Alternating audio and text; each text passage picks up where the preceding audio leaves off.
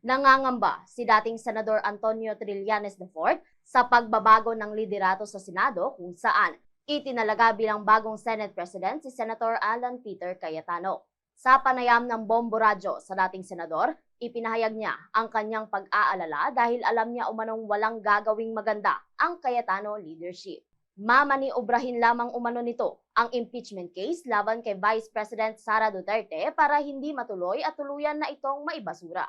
Samantala, ipinahayag din niya na ang warrant of arrest mula sa International Criminal Court laban kay Senator Ronald Bato de la Rosa ay isang sealed warrant o hindi isinasa publikong warrant of arrest para sa mas mabilis na pagdakip sa akusado. Dagdag pa rito, pinatotohanan rin niya na ang naturang warrant ay inisyo noon pang November 2025 kung saan una na itong inanunsyo ni Ombudsman Jesus Crispina Boying Rimulya na naging dahilan rin ng pagtatago ng senador. Anya, tinanggap lamang niya ang hamon ng senador na samahan ang mga aaresto dito. Kaya personal niya itong pinuntahan sa Senado, ngunit tumanggi naman itong magpaaresto at nakipaghabulan pa sa mga tauhan ng National Bureau of Investigation o NBI. Paglilinaw pa ni Trillanes na may hawak ng kopya ng warrant of arrest ang NBI bago pa man ang nangyaring habulan. Saad pa nito na kahit protektado ng Senado si Senator De La Rosa, ay malaki pa rin ang posibilidad na maaresto ito at madadala sa The Hague para sa kaukulang paglilitis. Hawak na po nila yung